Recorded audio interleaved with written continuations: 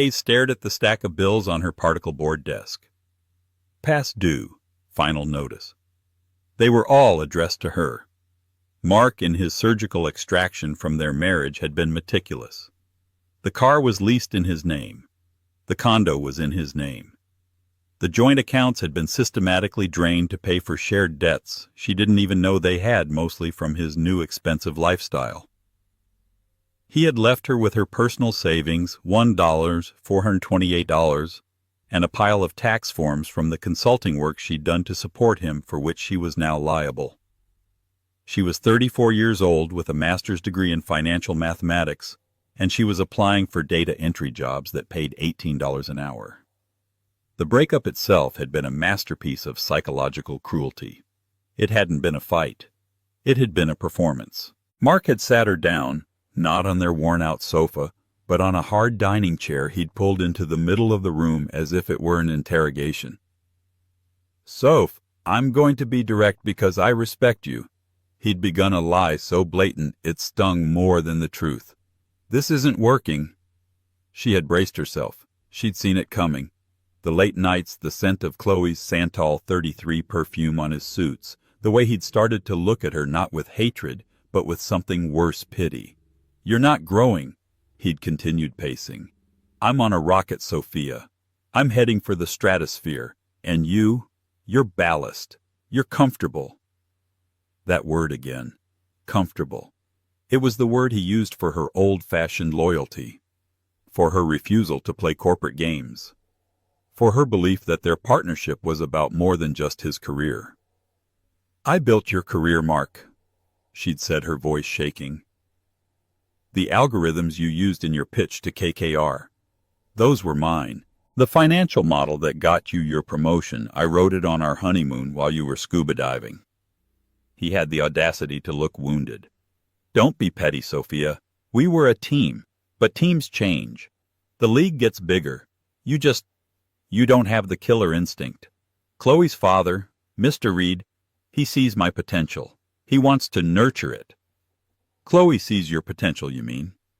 Mark had sighed, a sound of profound disappointment. "See, this is what I'm talking about. This smallness. You're thinking about cheating. I'm thinking about legacy." He'd told her he was moving out. He'd told her his lawyer would be in touch. He'd told her not to make it messy. "I'm giving you a clean break, Soph," he'd said, standing by the door, already looking like a stranger in his expensive suit.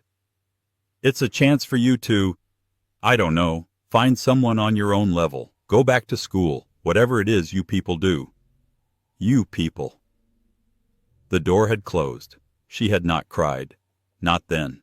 She sat on the hard chair for 3 hours, the silence of the beige condo pressing in on her. The life she had patiently, lovingly built, the career she had sacrificed for his, had been packed up and taken away like rented furniture. He hadn't just left her. He had erased her.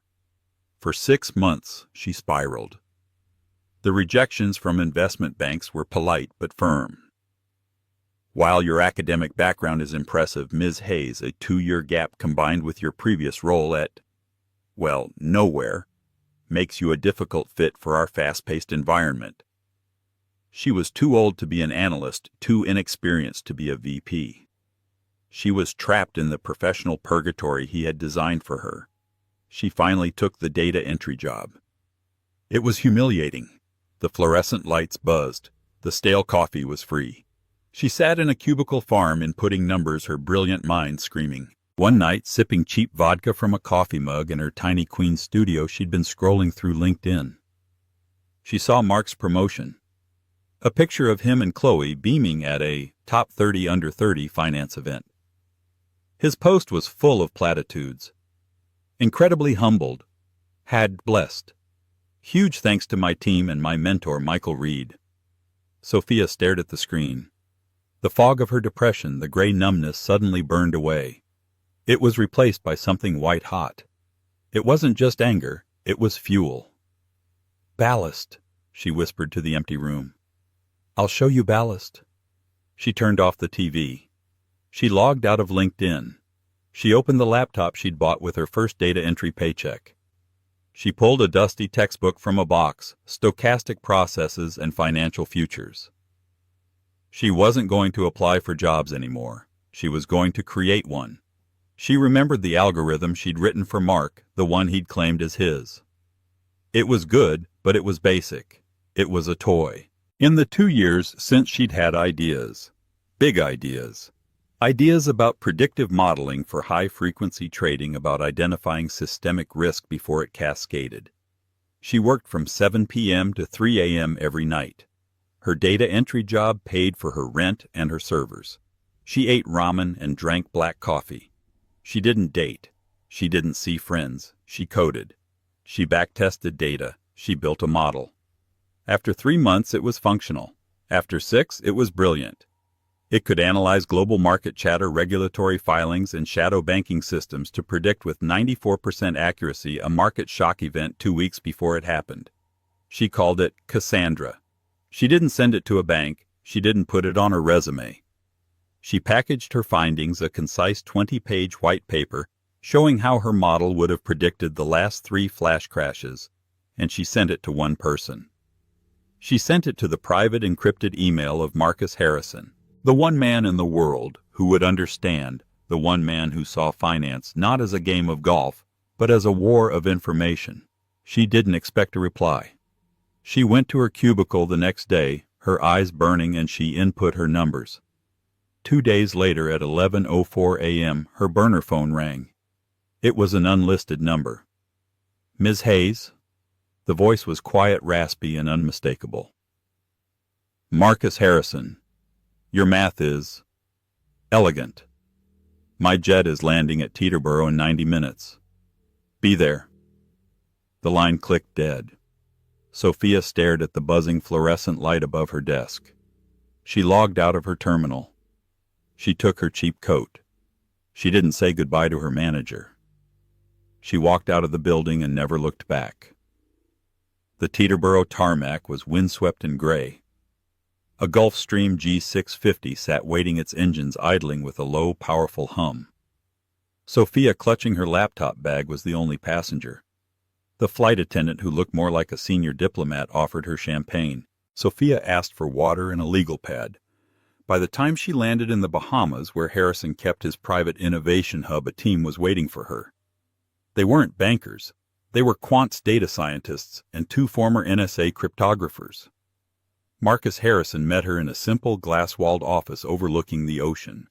He was in a linen shirt and shorts, looking more like a retired beach bum than a man who could buy countries.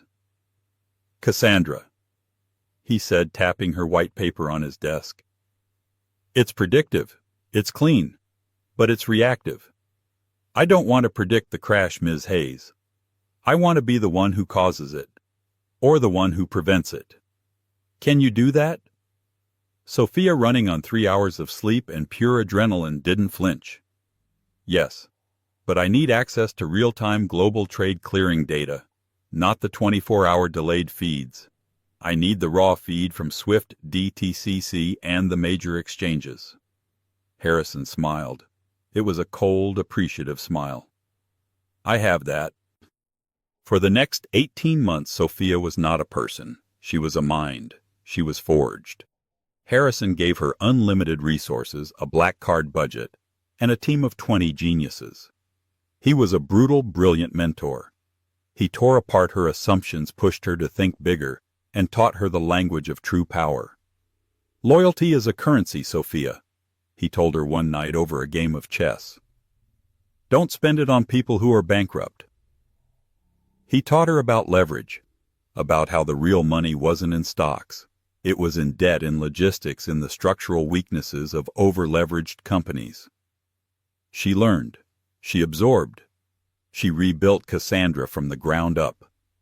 It was no longer just a predictive model. It was an X-ray of the global economy. It could see the stress fractures in a company's foundation, the hidden debts, the executive dependencies, the political risks. It was a weapon. 6 months ago, she'd presented her first major finding. "Harrison Global Ventures," she'd said, addressing the board from their London office where she was now based. "We've been focused on acquiring tech. We're wrong. The real opportunity is in logistics and the mid-level private equity that funds it, specifically firms with high exposure to European port regulations. She put a name on the screen. Reed Capital Partners. Reed Capital, she explained, looks robust. It's run by Michael Reed. It's got a solid reputation, but Cassandra shows it's dangerously over-leveraged. 90% of its portfolio is tied up in shipping firms that are reliant on a single trade route, one that is about to be politically destabilized. Furthermore, their entire executive leadership is a nepotism trap. She clicked to the next slide, a picture of Mark Stafford smiling from a finance blog. This is Mark Stafford, the COO. He's also the founder's son-in-law. His risk management strategies are non-existent. He's been cooking the books not illegally but unethically shuffling assets to hide the portfolio's core weakness. Reed Capital is a house of cards. When this trade route is renegotiated in 3 months, they won't just stumble. They'll implode. The board was silent. So we short them? One VP asked. No, Sophia said, her voice cutting through the room. Shorting is messy. It's a gamble.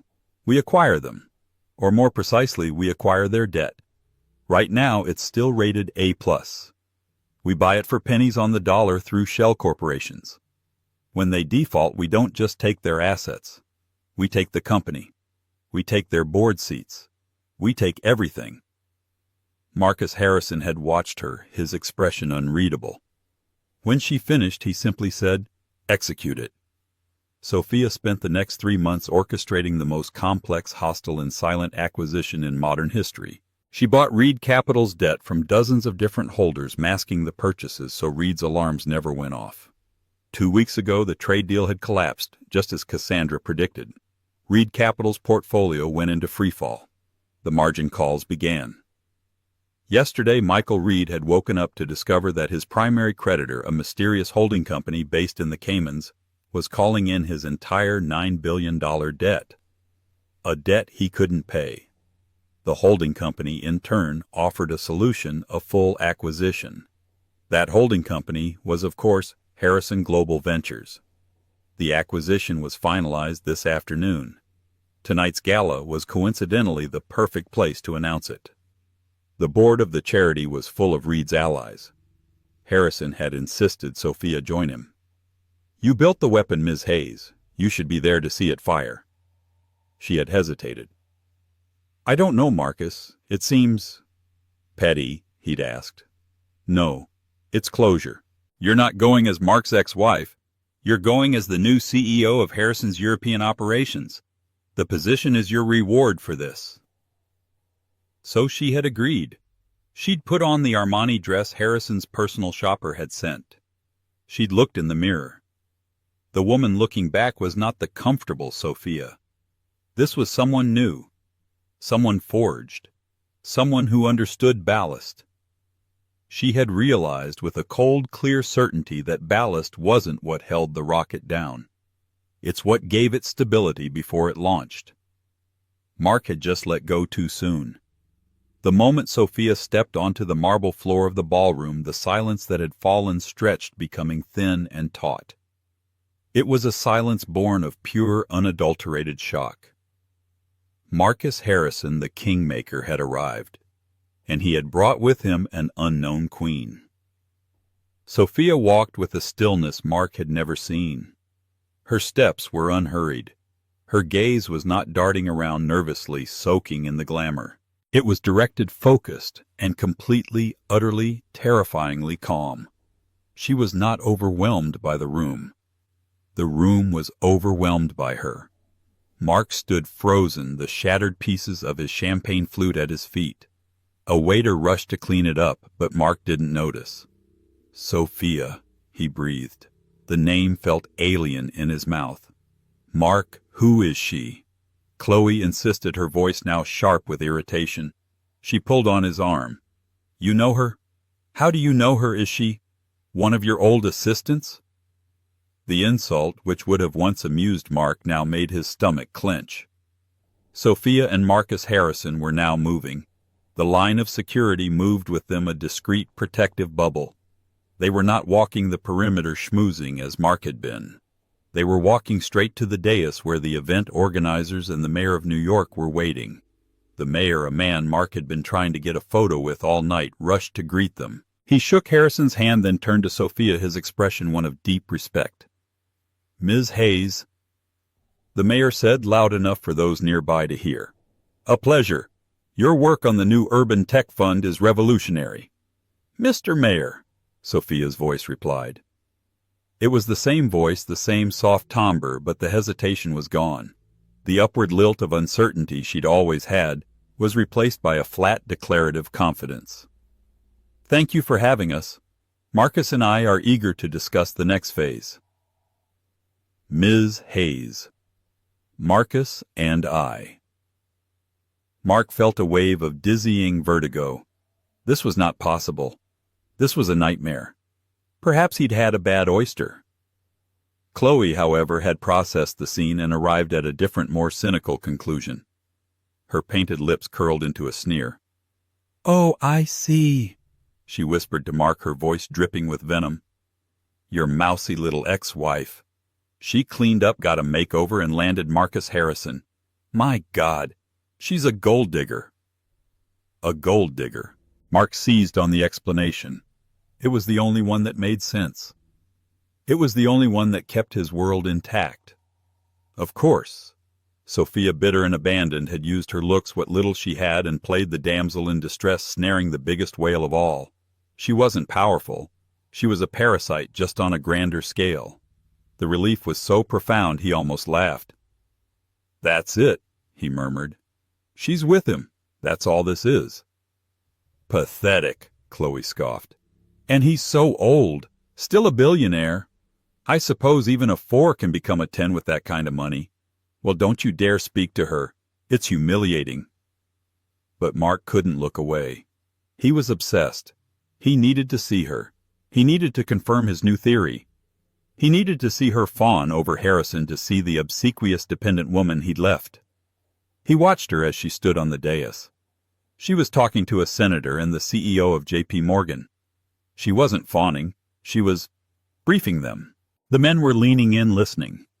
Harrison was standing beside her, not as her protector, but as her partner. He nodded at something she said, a look of genuine approval on his face. The world tilted again. I need a drink," Mark muttered. He broke away from Chloe, moving toward the bar, his path intentionally taking him near the dais. He needed to get closer. He had to hear. As he approached, a security guard, the same one with the granite jaw, put a polite, firm hand on his chest. "I'm sorry, sir. This area is reserved." "I'm Mark Stafford," he said, his voice tight. "I'm with Michael Reed. The guard's expression didn't change. "This area is reserved, Mr. Stafford." Mark was a guest. He was a VP. And he was being blocked. He looked past the guard. Sophia was just 20 feet away. She turned her head slightly, her eyes sweeping the room. For a single heart-stopping second their eyes met. Mark saw no recognition. No pain. No anger. No longing. She didn't see Mark, her ex-husband, the man who had destroyed her. She saw a man in a tuxedo standing where he shouldn't be, being turned away by security. She held his gaze for half a second, and then she looked right through him. She turned back to the senator and continued her conversation. That more than the Rolls-Royce, more than Harrison, was the blow that shattered him. It wasn't that she hated him. It was that she didn't see him at all. He had been relegated from ballast to simple, irrelevant background noise. "Mark," Chloe was hissing at him from across the floor. "What are you doing? You look like a stalker. Get over here." He stumbled back, his face burning with a shame so profound it tasted like acid. His perfect night, his perfect wife, his perfect life.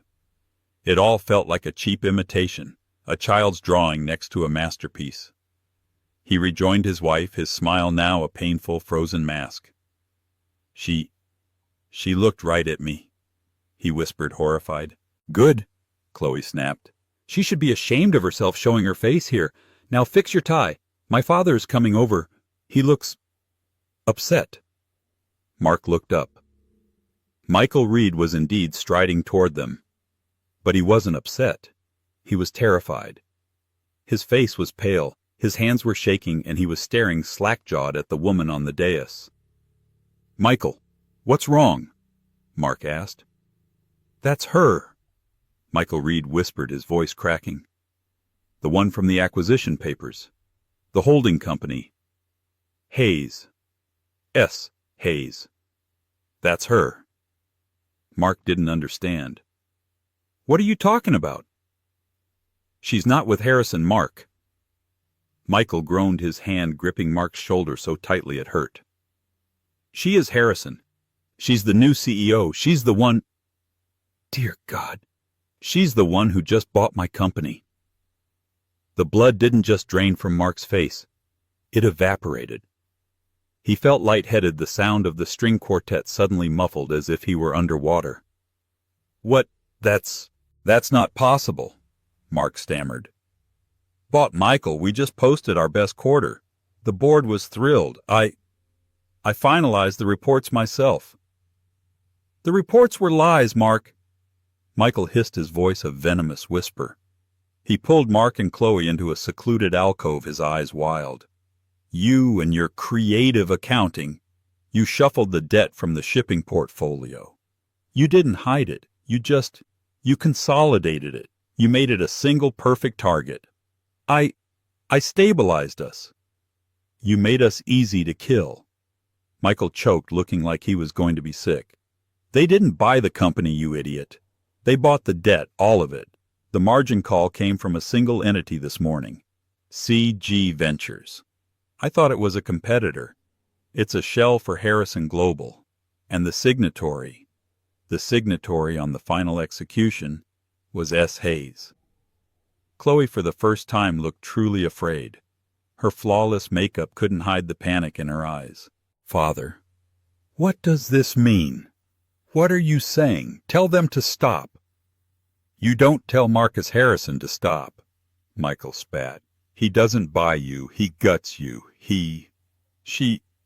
They... Oh, God." Mark's mind was racing, trying to process the impossible. Sophia. His Sophia. The woman who alphabetized their spice rack. The woman who cried during commercials. She couldn't have orchestrated a multi-billion-dollar corporate raid. "It's a mistake," Mark insisted, grasping at straws. "She must be a front. Harrison is using her name. It's a cruel joke.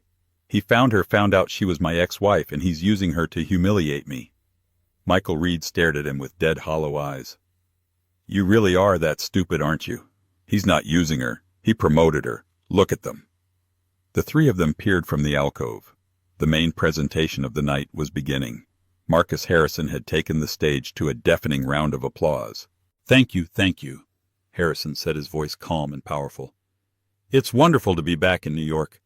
I'm not usually one for parties, but tonight is a special occasion. Harrison Global has just completed a major acquisition, one that positions us to revolutionize the global shipping and logistics industry. It was a move orchestrated by a mind I can only describe as one of the most brilliant I have ever encountered." Mark felt his entire body go rigid. "Ladies and gentlemen," Harrison continued, "it is my profound privilege to introduce to you the future of my company, the new CEO of Harrison Global Ventures European Division, Ms. Sophia Hayes." Sophia stepped up to the microphone. The applause was thunderous. She didn't smile, not at first. She simply stood there, owning the silence that followed. "Thank you, Marcus," she said. Her voice, amplified, filled every corner of the vast library. "Thank you, Mr. Mayor, members of the board. What Marcus calls brilliance is quite simply a commitment to seeing what is truly there. For too long, the financial world has rewarded bravado over stability. It has allowed firms to build empires on foundations of sand, leveraging their futures on risky nepotistic bets, all while hiding their toxic assets behind complex paperwork. Every word was a perfectly sharpened knife aimed directly at Mark and Michael. "Our acquisition of Reed Capital Partners," she said, her voice dropping to a clinical chill, "is the first step in a new direction. We will be restructuring the company from the ground up. We will eliminate redundancies. We will clear out the rot. And we will restore value to a portfolio that has been creatively mismanaged. A low, shocked murmur spread through the room. She had just announced the hostile takeover. She had just called Michael Reed's company rot. Chloe made a small strangled noise. She can't do this. She just did, Michael whispered. His phone was vibrating, a relentless, frantic buzzing from his pocket. He pulled it out. The screen was a waterfall of panicked texts from his board members. Mark, Michael said, his voice devoid of all hope. Your position, your seniority, it's all tied to me. When I'm gone, I'm the COO, Mark said weakly. I have a contract. You have nothing, Michael snapped. Your contract is with my company, and she just bought it. You're a redundancy, Mark. You're the nepotistic bet. You're fired. Mark looked at Sophia, who was now elegantly fielding a question from the senator, looking completely at ease. She was discussing supply chain analytics. He had called her comfortable. He had called her ballast. He had told her she wasn't ambitious, that she was holding him back from the stratosphere. And she had responded by building her own rocket, flying past him and blotting out his sun. He was a fool. He had been a blind, arrogant fool. He hadn't just divorced his wife. He had divorced the very architect of his success. He hadn't just left her with nothing. He had left her with the one thing that mattered, the anger, the drive, and the sheer terrifying intellect he had been too stupid to value. I have to talk to her, Mark said, a new desperate plan forming. He could apologize. He could beg. He didn't know what he could do, but he had to do something. Mark, no. Chloe grabbed his arm. But he was already moving. He pushed past his father-in-law, past his weeping wife, and strode onto the floor. He walked directly toward the dais, ignoring the stairs. Sophia, he called out. The conversation on the stage stopped. The security guard tensed. Sophia turned, her expression unreadable. Sophia, please, Mark said, his voice cracking. He was 10 feet from the stage in the middle of the empty, cleared-out space. We need to talk. This is a mistake. What you're doing. You're destroying my life. Sophia looked down at him from the stage. She didn't look angry. She looked bored. She leaned into the microphone. Her voice was quiet, but it carried across the entire silent ballroom. I'm sorry, she said, her gaze holding his. Who are you? The question hung in the air, a perfect, glittering, cruel blade. Who are you? Mark froze. The entire room, the senators, the CEOs, the old money matriarchs, was staring at him. He was a nameless man in a tuxedo shouting at the guest of honor. He was a heckler, a nobody. I'm Mark. He stammered the words, feeling thick and useless in his mouth. I'm Mark Stafford. He couldn't say, your ex-husband. It would be the final pathetic nail in his coffin. Sophia tilted her head, a flicker of something, not recognition, but cold analysis in her eyes. Mr. Stafford. Ah, yes. She turned to Marcus Harrison. Mr. Stafford was the chief operating officer at Reed Capital. Was being the operative word? The small dark chuckle from Harrison cut Mark deeper than any insult. Ms. Hayes, Sophia, please, Mark begged, taking another step. The granite-jawed security guard was suddenly at his side, a heavy hand on his bicep. Sir, I'm going to have to ask you to leave. No. Let go of me. Mark struggled, his dignity evaporating. Sophia. You did this. You planned all of this. This was revenge. He'd shouted it. The word revenge echoed in the vast, frescoed hall. Sophia watched him struggle against the guard, her expression unchanged. She was watching him as she would watch a failing data point on a screen. Revenge, Mr. Stafford? She asked, her voice calm. She stepped away from the podium and walked to the edge of the dais, looking down at him. The security guard paused, waiting for her signal. You're flattering yourself. Sophia said, her voice no longer amplified, meant only for him, though the front rows could hear every word. Revenge is an emotional response. It's... what's the word you used to like messy? This wasn't messy. This was... comfortable. She used his own word, and it was like a physical blow. Reed Capital was a vulnerability in our new logistics portfolio. She continued, her tone conversational, as if explaining a simple math problem to a child. It was over-leveraged and poorly managed. Your algorithm, or rather my algorithm, the one you've been misusing for 2 years, was the only thing keeping it afloat. It was a house of cards and the wind was coming. I didn't knock it over, Mark. I just bought the plot of land it was built on. My life, my job. Your job, she interrupted, was a symptom of the rot. I don't take revenge, Mark. I solve problems. You, Michael Reed, your entire insecure self-congratulatory ecosystem. You were a problem, and now you're solved. She gave a small, almost imperceptible nod to the guard. Let's go, sir.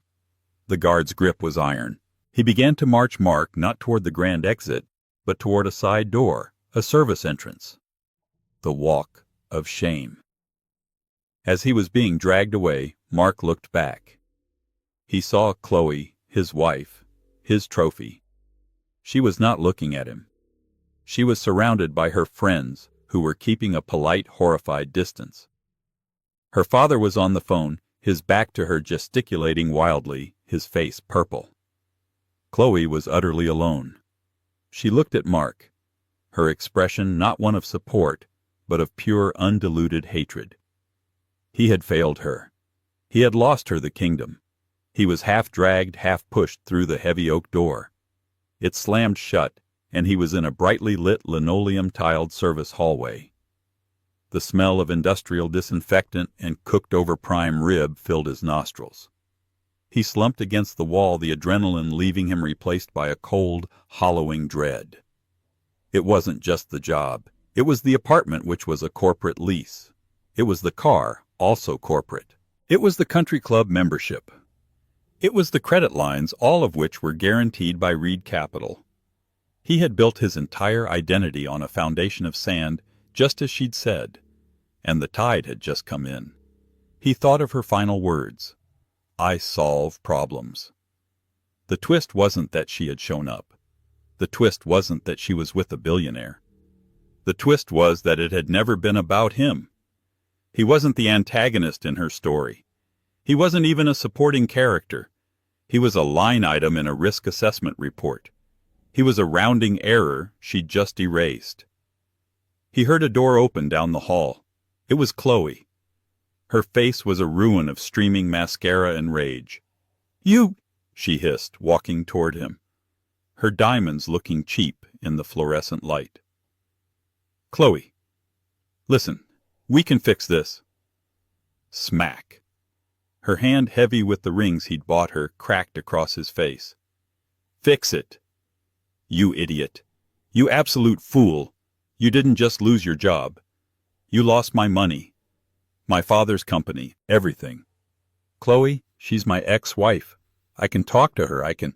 Talk to her? She just humiliated you in front of the entire city. Chloe was screaming now, her voice raw. She looked at you like you were dirt, and she was right. You are nothing. You were nothing when I found you, and you're nothing now. You were just a trade up, and it was a bad trade. She spat the words at him. She pulled the massive diamond ring from her finger, the one he'd been so proud of, and threw it. The ring skittered across the floor and disappeared under a utility sink. Our lawyers will be in touch, she said, mimicking his own words from 2 years prior. Don't make it messy. She turned her heels, clicking angrily, and stormed back into the gala, leaving him alone in the hallway, the red imprint of her hand burning on his cheek. The heavy oak door of the service exit clicked shut, a final, definitive sound that seemed to punctuation the end of an entire era. For a moment, the faint, hysterical echo of Chloe's shriek hung in the air, a pathetic counterpoint to the restored elegance of the string quartet. Sophia watched the door, her expression as placid and still as a deep lake. She registered the event, the ugly, bright red flash of human misery, but she did not feel it. It did not touch her. It was data processed and discarded. Marcus Harrison materialized at her elbow as silent as ever. He wasn't holding champagne. He held a single tall glass of sparkling water with a lime. He knew she never drank alcohol when she was working, and tonight, above all, was a night of work. "Well," he said, his voice a low, dry rasp that cut through the renewed party chatter. "That was theatrical. He seems to have a flair for it." Sophia accepted the water, her fingers cool and steady against the glass. "He always did," she replied, her voice just as quiet. "He was prone to dramatics. He mistook them for passion. It was one of his many inefficiencies." "He's the COO you mentioned in the acquisition brief?" Harrison asked, though he knew the answer. "The husband." "The ex-husband," Sophia corrected, taking a small, clean sip. The water was crisp and cold. And CUU was a title, not a function. It was a gift from his father-in-law. What did Mark call it, a sign-on bonus for the marriage? Harrison studied her, his gaze sharp. He was a man who read people the way she read financial code, looking for the bugs, the vulnerabilities, the hidden lines of logic. "Are you all right?" Sophia turned to look at him, and for the first time that night a small, genuine smile touched her lips. It was not a smile of triumph or joy. It was a smile of completion. "Marcus," she said, "in the last 18 months I built Cassandra from a theoretical model into the most powerful predictive engine in private finance. In the last 3 months, I orchestrated a silent $9 billion acquisition of a company that was a systemic rot in our new logistics portfolio. Tonight I delivered a keynote to the most powerful people in New York, and in doing so announced our new market dominance and provided regulatory clarity on a firm built on lies. I am excellent." "Good." He nodded, satisfied. "Because Michael Reed is currently in the West Hall trying to get the mayor to arrest you for securities fraud and corporate espionage." This time Sophia did laugh. It was a real quiet laugh, a sound of genuine intellectual amusement. Let him. The only fraud was his last 4 quarterly reports, which he and Mark signed off on. My team flagged those discrepancies 6 months ago. We forwarded the entire unedited file to the Securities and Exchange Commission this afternoon, time-stamped exactly 1 hour before the acquisition was finalized. I believe the term is providing regulatory clarity. It ensures all parties are held accountable. Ruthless, Ms. Hayes, I like it. Harrison said, a rare glint of approval in his eyes. Clarity, Mr. Harrison? Just clarity, she replied. She had told Mark it wasn't revenge, and it wasn't. Not in the hot, emotional, messy way he understood. Revenge was for people who were still hurting. She was not hurting. She was healed. What she had done was the financial equivalent of a surgeon removing a tumor. The tumor in this case had been her past. It was a neat clinical and total excision. The fact that the tumor had screamed on its way to the incinerator was simply an unfortunate, if not entirely unsatisfying, side effect. She looked out over the ballroom. The party was fractured. The elegant facade had cracked. Small, anxious groups had formed heads huddled together. People were on their phones, their expressions ranging from shock to predatory glee. The sharks were smelling blood, and Reed Capital was the chum. She could see them, the VPs from rival firms, the hedge fund managers, all calculating, planning how to pick at the scraps of Michael Reed's shattered empire. They didn't know, of course, that Harrison Global hadn't just bought the debt. It had bought the assets. There would be no scraps left to pick. Sophia, however, was finished. She had done what she came to do. Marcus, if you'll excuse me, she said, placing her untouched water glass on a passing tray. I believe my work here is done. I have a 6 a.m. flight back to London. We have a board to brief on the restructuring. Of course. The car is waiting, he said. He offered his arm not as a romantic gesture, but as an escort, a colleague, an equal. They walked not to the service exit, but back through the center of the grand ballroom. The path cleared before them once again, but this time it wasn't the imposing line of security. It was a wave of pure, unadulterated power. The crowd parted, a sea of silk and diamonds receding from their presence. The whispers were audible. "That's her. The one who—" My God, she gutted him. As they reached the grand marble entrance, Sophia paused for just a second. She looked back at the glittering room, the massive chandeliers, the sea of arrogant, suddenly frightened faces. She remembered the first time she'd been to an event like this years ago on Mark's arm. She'd been terrified, wearing a dress on loan from a friend clutching his hand. He had let go almost immediately, striding off to network. "Stay here, Soph," he'd said, a dismissive wave of his hand. "Try not to look so impressed. The adults are talking." She had spent that night by the canapé table feeling like a fraud, a comfortable, useless accessory. Now she saw the room for what it was. Not a palace, but a fish tank. A small, self-contained ecosystem of predators and prey. And she was no longer one of the little fish darting nervously in the weeds. She wasn't even one of the sharks. She was the person who owned the tank. She turned and walked out into the cool October night air. The black Rolls-Royce was waiting at the curb, its engine a silent promise of power. The driver, the same one from her arrival, held the door. She got in the bespoke leather seat, cool and solid against her back. As the heavy door shut, sealing her in opulent silence, the car pulled away from the curb as smooth as a sigh. It paused at the corner, waiting for the light to change. And in that moment, she looked out the window. The service door she had been watching earlier burst open, and two of the venue's security guards, not Harrison's team, unceremoniously pushed Mark onto the pavement.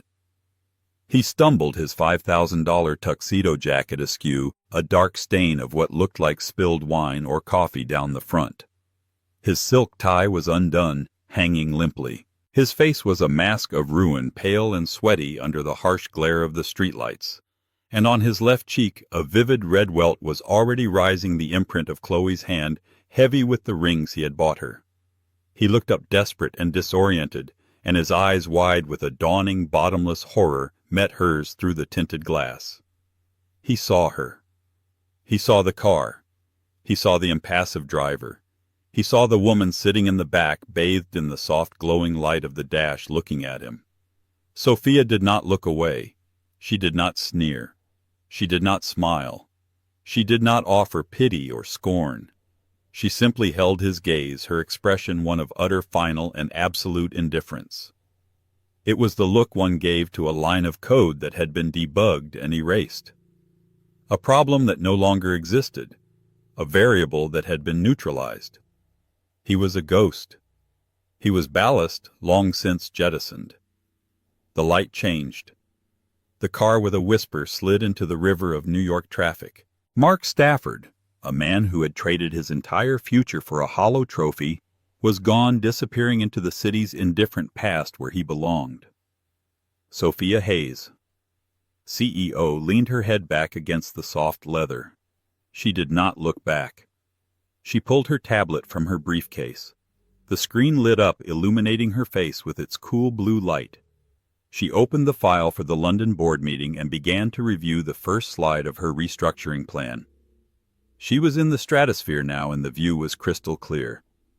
They say success is the best revenge, but for Sophia it was just success. She didn't need to tear Mark's world down. She just needed to build her own so high that he was no longer visible. She took the pain of his betrayal and forged it into a weapon of ambition, proving that the person he called ballast was actually the only thing giving him flight.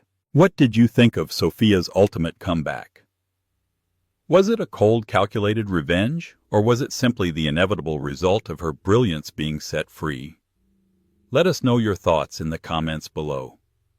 If you love this story of drama and transformation, please be sure to hit that like button, share this video with someone who needs to see a true power move, and don't forget to subscribe to our channel for more real-life stories every single week. We'll see you in the next one.